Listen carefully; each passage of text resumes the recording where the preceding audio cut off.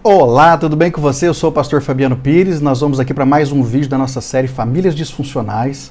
Essa série que para mim é importantíssima porque nós estamos conhecendo pela Bíblia Sagrada personagens bíblicos que nos ensinam principalmente através das suas atitudes, não apenas através das suas palavras. E nesse vídeo eu quero falar com você sobre mais um patriarca, que é Jacó, e a sua relação com 4 mulheres. Todo mundo sabe que o Jacó era filho de Isaac, portanto era neto de Abraão, e Jacó inclusive recebeu da parte de Deus as mesmas promessas que o seu avô e seu pai haviam recebido. A grande questão é que quando nós lemos a história de Jacó, nós percebemos que a história dele não é nada fácil. Inclusive, ele é um moço que já nasceu cheio de problemas. Até porque enquanto estava na barriga da sua mãe, ele já brigava com seu irmão Esaú, e depois que eles vieram a nascer, eles continuaram nessa briga permanente, e infelizmente, pelo fato do Jacó ter nascido agarrado ao calcanhar do seu irmão, ele recebeu o nome de Jacó, aquele que suplanta, aquele que engana. E inclusive Jacó teve uma série de situações ao longo da sua vida que realmente prefiguram essa situação que no nosso modo de pensar, no nosso modo de ver, ele acabou tendo que não apenas absorver todas as consequências, mas automaticamente pagar um preço muito caro. Todo mundo sabe que Jacó acabou tendo que sair corrido da casa dos seus pais. Num primeiro momento ele teve uma rusga com seu irmão, e essa história é muito conhecida nossa.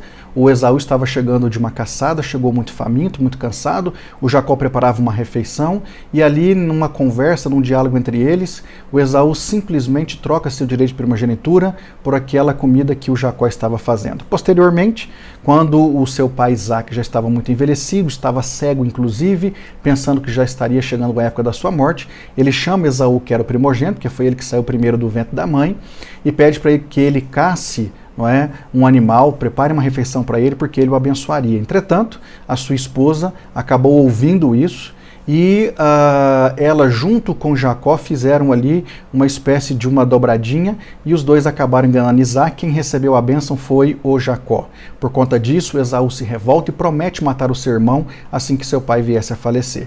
Para que, de repente, esse moço não fosse assassinado e posteriormente um membro da família viesse a assassinar o próprio Esaú para fazer uma espécie de vingança, né? Isso era muito praxe naquela época, então o casal resolve mandar o Jacó para fora e ele vai para a casa de parentes. Quando ele chega na casa de parentes, ele se namora por uma moça chamada Raquel.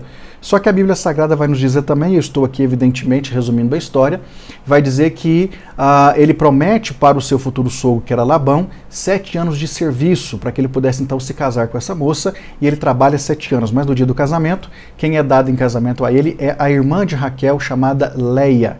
E diz a Bíblia Sagrada que ele não gostava de Leia, ele gostava de Raquel.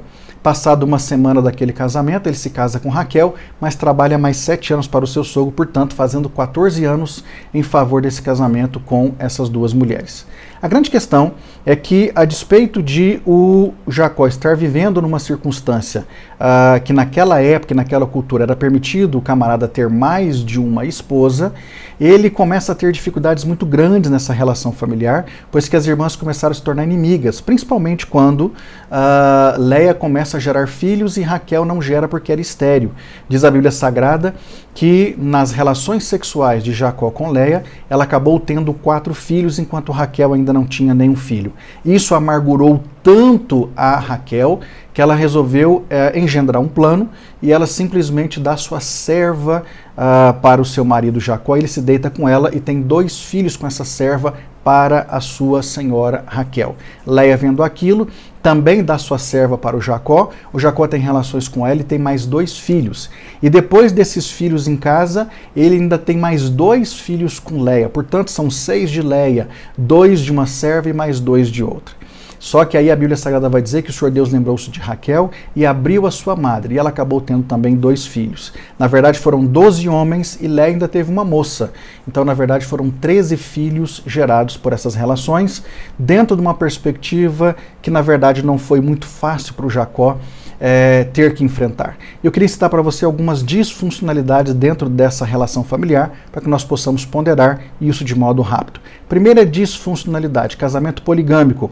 Como eu disse a vocês, é mais que evidente que o Senhor Deus ali naquele momento, ele respeitou a cultura, mas nunca foi a favor dessa ideia de um casamento bígamo ou polígamo. Até porque se Deus fosse a favor disso, ele tinha feito essa premissa acontecer já no Éden. Mas na verdade nós percebemos que lá ele fez um para um. A monogamia então é de fato o padrão divino. Deus nunca concordou com essa ideia, repito, a despeito de respeitar. Só que, na verdade, quando você pega todas as situações relacionadas na Bíblia Sagrada, de um homem, não importa se um ímpio ou se quem serviu a Deus, na situação de ter mais de uma mulher que deu certo. Todos esses homens pagaram preços caros. Porque, na verdade, como eu costumo dizer, inclusive nas minhas palestras e seminários, cuidar de uma mulher já não é tão simples. Imagina cuidar de várias mulheres. E o Jacó tinha 4 mulheres dentro de casa, 2 esposas e, de certa maneira, 2 concubinas. Porque mesmo que elas tiveram relação com ele mais nessa prerrogativa de ter filhos, ainda assim existia até uma agendinha onde ele tinha os dias específicos com a situação de se deitar com cada mulher para que ele pudesse, então, não só satisfazer o desejo delas, mas principalmente para tentar aplacar essa rivalidade dentro de casa por conta da chegada de filhos. E aí fica uma pergunta muito premente: qual que é a real necessidade de realmente um homem ter mais de uma mulher?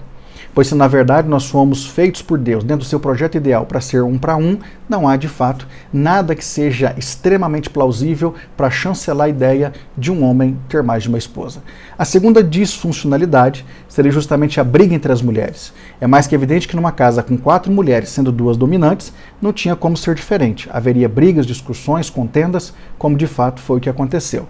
E aí nós podemos inclusive pensar que numa casa onde só tem um homem, cada mulher vai querer o seu quinhão, né, a sua parte nessa relação, e se possível vai querer muito mais além do seu quinhão.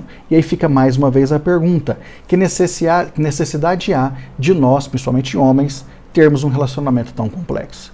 Terceira disfuncionalidade dentro dessa casa. Nós temos aqui os nomes que foram dados a esses 12 filhos do sexo masculino, simplesmente por uma questão de conveniência. Elas passaram, né, no caso das mulheres, a defender cada uma aquilo que era por direito delas, ou que elas consideravam como direito, e na medida que os filhos foram chegando, eles foram recebendo nomes de acordo com a circunstância do momento. E nós todos sabemos que nome fala de identidade. Então, só para que você tenha ideia, Rubem significa eis aqui o meu filho, Simeão significa ele ouviu, Levi significa ligado, Judá significa exaltado, Dan significa ele julgou, Issacar significa recompensa, Zebulon significa exaltado, Naftali significa minha luta, José significa aquele que acrescenta e Benjamim significa filho da felicidade. E se você observar com detalhes cada momento do texto bíblico que menciona a chegada desses filhos, você vai ver que de fato eles receberam nomes, repito, de acordo com a conveniência do momento e da circunstância que aquela família estava enfrentando. A quarta disfuncionalidade que eu quero citar é justamente as brigas entre os filhos. É mais do que normal que nós tenhamos numa casa com 10 homens, né? Depois veio mais um, e aí só depois veio o último, que foi o Benjamim, mas numa casa com 12 filhos do sexo masculino mais uma mulher, seria impossível não ter brigas, seria impossível não ter contendas, principalmente porque não eram filhos do mesmo pai com a mesma mãe. Nós temos ali muitos meio-irmãos, e isso com certeza geraria muita contenda, quanto de fato gerou mesmo, e nós podemos ler isso na Bíblia Sagrada de uma maneira muito clara, porque Deus não esconde nada de nós, não é? E aí eu quero dizer para você que somente a decisão dos pais, nesse caso específico, para poder gerar realmente uma boa criação para esses filhos, para conter tantas desavenças e tantos problemas que iam surgindo ao longo do dia, mas Jacó e suas mulheres não tiveram tanta destreza nessa circunstância, e é por isso que a Bíblia nos mostra tantos desencadeamentos desnecessários e com muito sofrimento dentro dessa família. E a quinta disfuncionalidade eu quero falar sobre a predileção que havia pelo moço chamado José. A Bíblia vai dizer para nós que o Jacó amava Raquel, e o primeiro filho que Raquel dá ao Jacó é o José.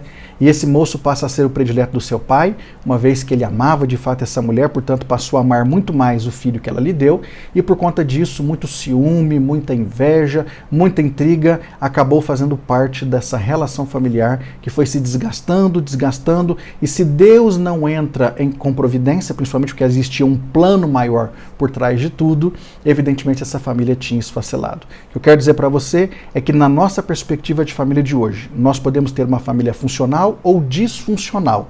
Vai depender muito das nossas próprias atitudes. Se fosse você, pensava mais nisso.